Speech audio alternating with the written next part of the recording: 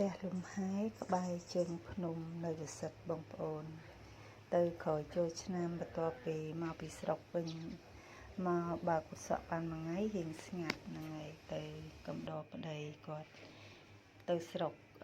ទៅម្នាក់ឯងទៅពេលឲ្យចោលគាត់នៅពេលត្រឡប់មកវិញគាត់ចង់ទៅលេងនៅវិសិទ្ធផ្ទះប្អូនគាត់ទៅពេលអញ្ចឹងទៅក៏ទៅនៅចិត្តផ្ទះនៅភ្នំពេញនេះដែរបងប្អូន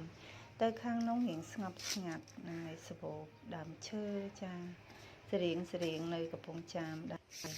នេះគេតុបតែងផ្ទះគេក្រោយពីចូលឆ្នាំមកមាននៅខ្សែកណាត់ពណ៌នេះបងប្អូនខ្ញុំឲ្យតែឃើញខ្សែកណាត់ហ្នឹងខ្ញុំចូលចិត្តណាព្រោះខ្ញុំនឹកឃើញគេច្រើនចងនៅវត្តនៅអីតែក្រោយមកទៅគេច្រើនទិញមកចងតុបតែងនៅផ្ទះនៅអីចឹងអានេះនៅខាងមុខពីមុខផ្ទះចានិយាយទៅផ្ទះគេហ្នឹងគេធ្វើកញ្ចក់ច្រើនបើយើងអង្គុយនៅខាងក្នុងវិញយើងមើលតាមកញ្ចក់មកឃើញសិតតែដើមឈើតាម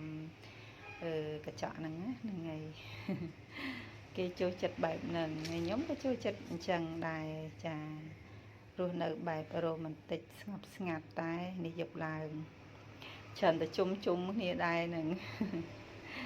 ចាតែសប្បាយចិត្តសានេះទៅញ៉ាំ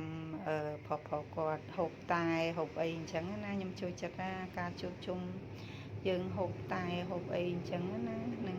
អត់ខូចសុខភាពអត់ប៉ះពាល់សុខភាពអញ្ចឹងណាល្អសម្រាប់សុខភាពអរគុណ